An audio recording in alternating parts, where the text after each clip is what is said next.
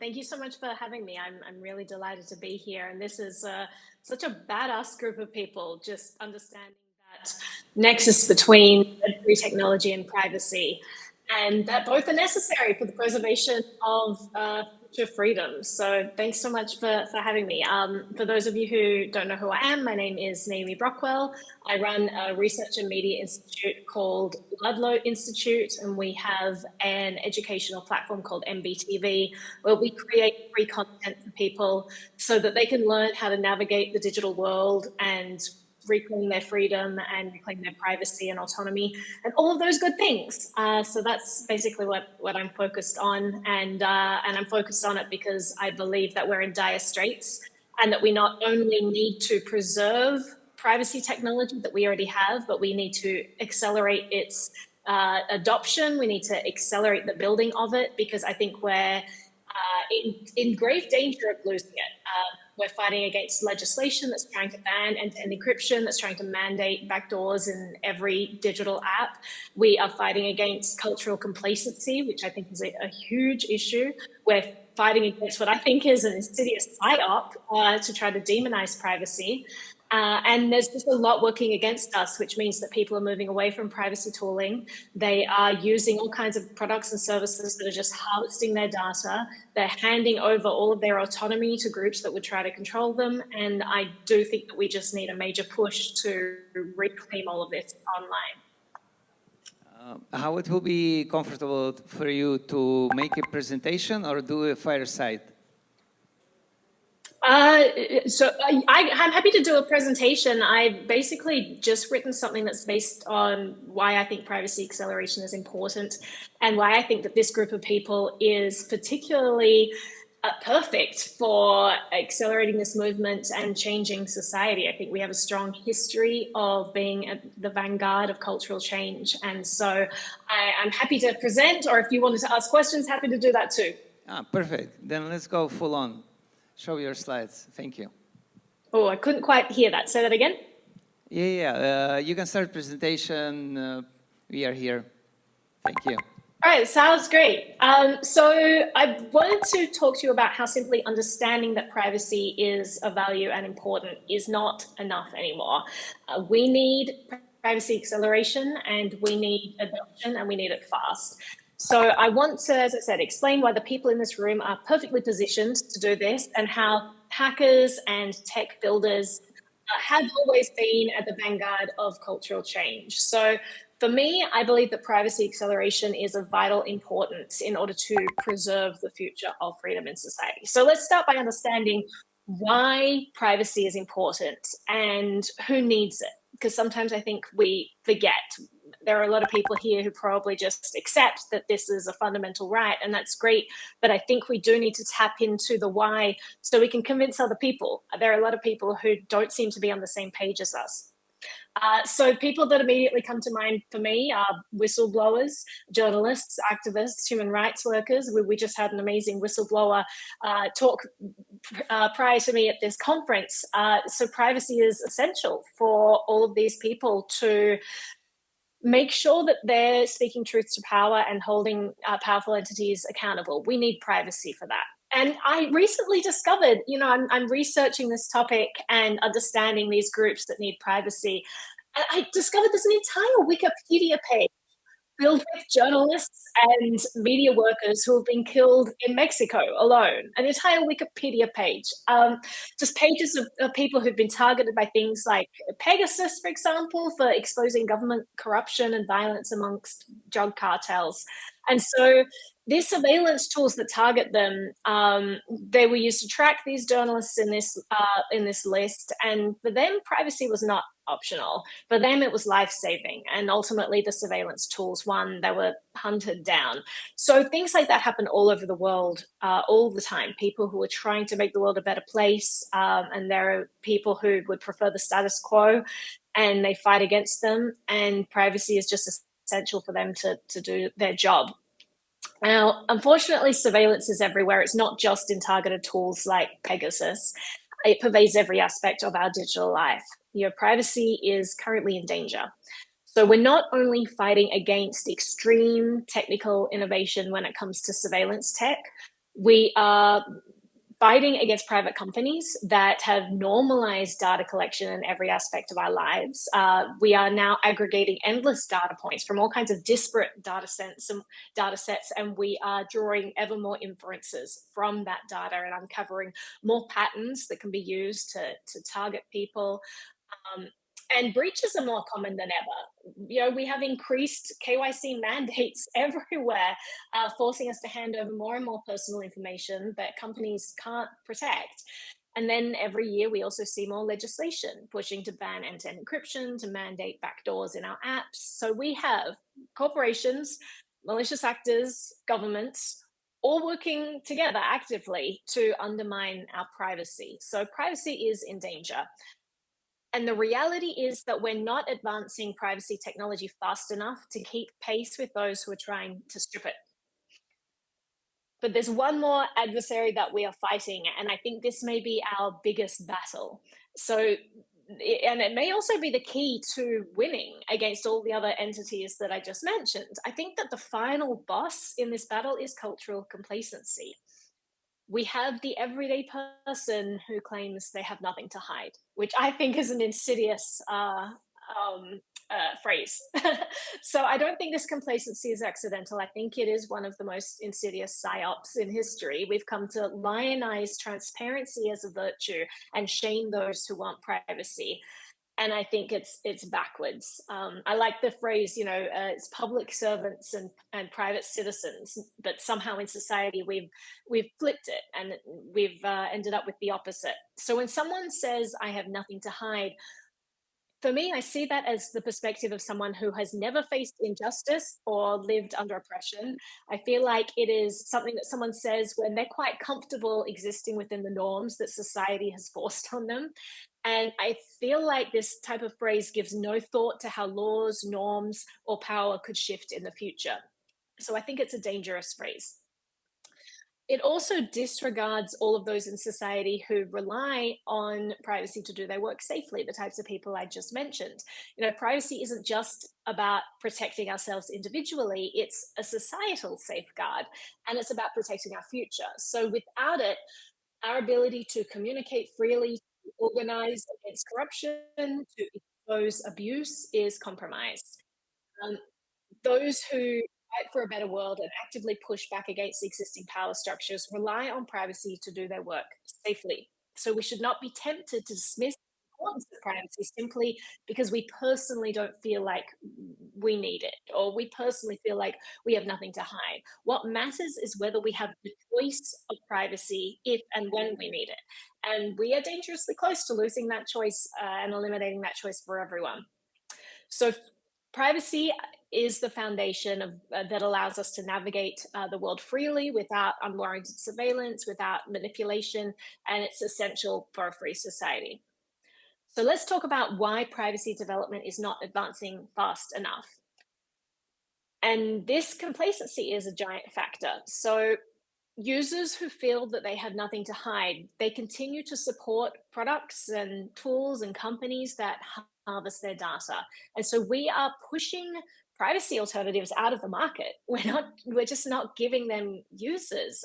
There's no signal for companies to prioritize privacy because everyone's choosing these companies that just disrespect them as users.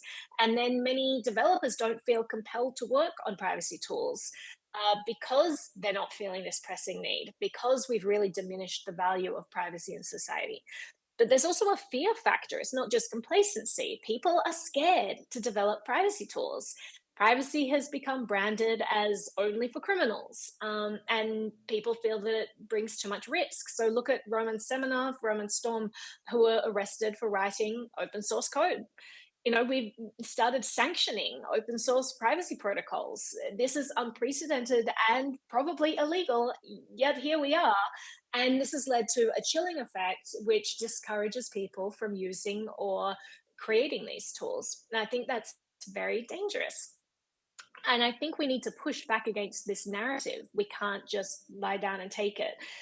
We need to actively fight the people who are saying that privacy is just a tool for criminals. And I get a lot of pushback. I get comments from people who, I started a thing. I was like, hey, let's stand together in solidarity. Let's voice our support for privacy and show that we're privacy accelerationists. And someone, had this big back and forth with me on social medias. Like, if we all stand up and voice our support of privacy, that's going to make us a target. But for me, I feel like if you think that voicing your support for privacy or using these tools makes you a target now, imagine how much worse it is going to be when your privacy disappears because you didn't fight for it. So it may make people a target. And I think that is the cost right now, because the alternative is possibly losing the option of privacy in the future forever. We need to stand up right now, and we need to fight hard. So accelerating privacy is essential. We need more tools. We need more support for developers. We need a stronger push against the narrative that surveillance is normal. And I sometimes wonder, how did we get to this point where privacy became something shameful? We use this shameful language around it, right? What have you got to hide? As if people should have to justify wanting privacy in their lives. I don't feel like privacy is something to apologize for. Privacy is about choosing who gets access to our information and reclaiming our rights to decide. So this narrative about privacy not being important, I feel, is insidious and it is hurting society. We have a giant battle ahead of us, because not only do we need to make sure that privacy tools continue to exist, but we need people to start prioritizing privacy as a value in their lives. Because I don't feel like we are going to get the momentum in this movement that we need unless we galvanize more people and get them to join us. So why are the people in this room best suited to create this cultural shift? I mean, it's not just because you're all attending a privacy conference. That definitely helps. But it's because throughout history, hackers and technologists have constantly been at the vanguard of change. So look at examples like the Clipper chip. This was a US government proposal for backdoors in consumer electronics, citing national security. And the hacker community joined forces with civil liberties organizations and notable cryptographers. They pushed back hard. They exposed flaws and potential for misuse, and their combined efforts essentially led to this technology being abandoned. And this was a huge victory for privacy, won by a coordinated, informed action from people like you in this room. And then there was the hacktivism from the 90s and 2000s, groups like Cult of the Dead Cow, for example. This was a movement that fused technology, politics, and culture, and their mission was clear. It was to promote human rights, to protect the free flow of information, and to challenge the burgeoning surveillance state. And when they first released their tool, Back Orifice, in 1998, it was a wake-up call to users and major companies about the importance of taking security seriously. And then this conference itself is called Cypherpunk Congress. So let's look at the cypherpunks, the original cypherpunks, and people like Phil Zimmerman, the creator of PGP. So they shifted encryption from being classified as a regulated munition to a tool that safeguards privacy and security globally. So this was a huge battle that they fought on all kinds of fronts, and they eventually won. So hackers and tech builders have both the technical skills and the edge to lead this privacy battle. Privacy, I believe, isn't just a legal or a political issue, it is a technical one too. And no one understands the technical landscape better than the people who are here at this conference. So finally, I want to talk about what are some of the ways that we can accelerate privacy. So first, we need more builders. Open source projects like Tor, Graphene OS, Veracrypt, all kinds of different privacy coins and privacy protocols. They all need help in all kinds of different ways, whether you feel that you're technical or not. The Heartbleed vulnerability, you've all heard of it. It showed us that even critical open source tools can be underfunded and under-reviewed. So I believe that bug went unnoticed for 2 or 3 years. And when you actually looked at the code base, it was being maintained by someone who was earning $2,000 a year in donations.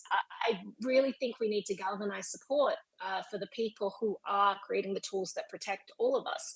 And if you're technical, we shouldn't just presume that someone else is checking the code, because things like Heartbleed showed us that this just isn't necessarily true. So we need more people contributing and funding these tools. So if you're a developer, one of the things you can also do is ensure maximum default settings that maximize privacy. I think that's really important as well, because users tend to not be technologically adept. So if you can minimize the room for error, especially for people whose lives depend on these privacy tools, it's just such a huge contribution. And then not on the technical side of things, because I'm sure there are lots of people who are not necessarily coders, or feel that they are technically adept. But everyone else can improve usability by providing feedback, by testing these products. People can translate and educate, so improve user manuals or translate them to expand access globally. They can make tutorials about how to use these tools to make them more accessible. So I think we need to spread awareness that powerful privacy software exists.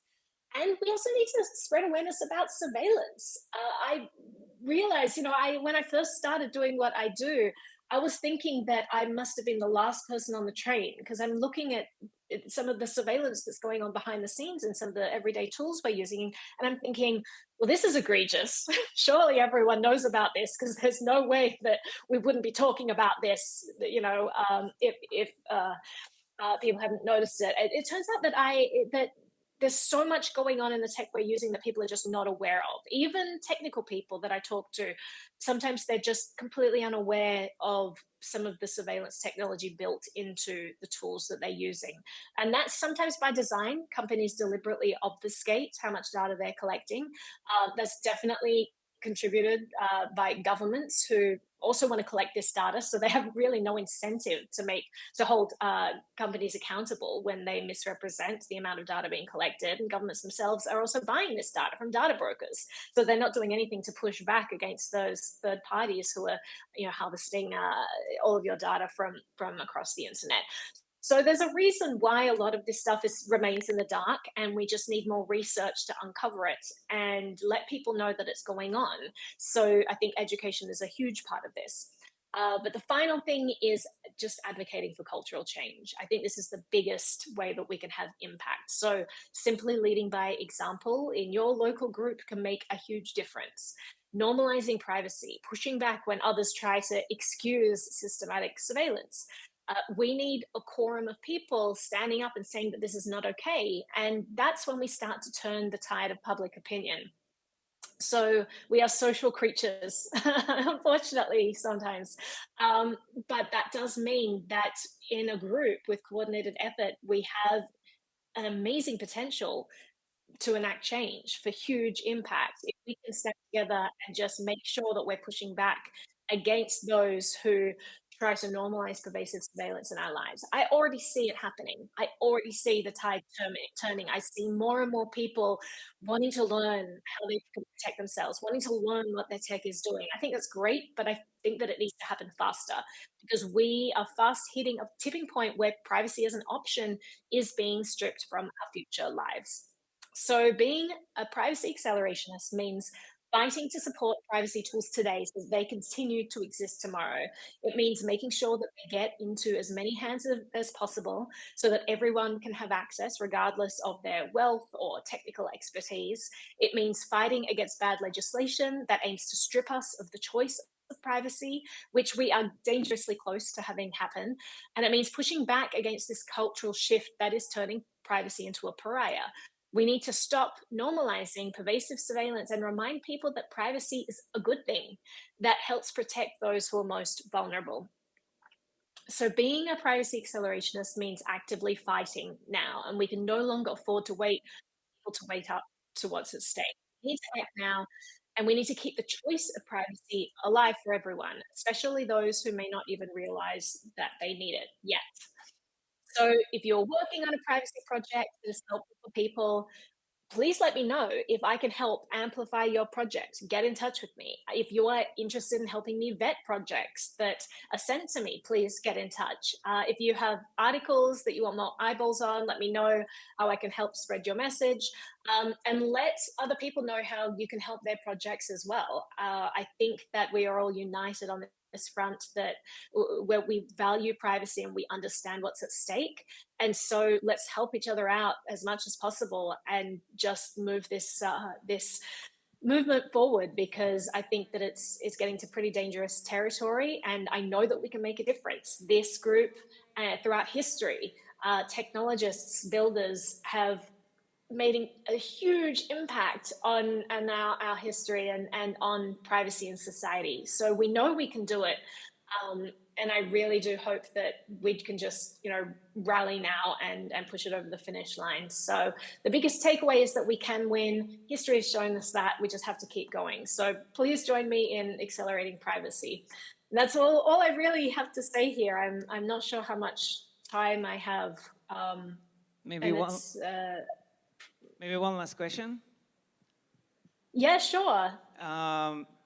It's interesting that when you promote privacy technologies, usually you use many examples like a Proton, like Tor, that will be labeled or coined as a Web 2 technologies. While we are here in the industry that wants to promote the next future that is also coined like Web 3, how you would connect those two worlds together in the sense of building a personal stack that will coexist in balance between traditional tools like Web 2 tools, open source tools, or Web 3 innovative applications?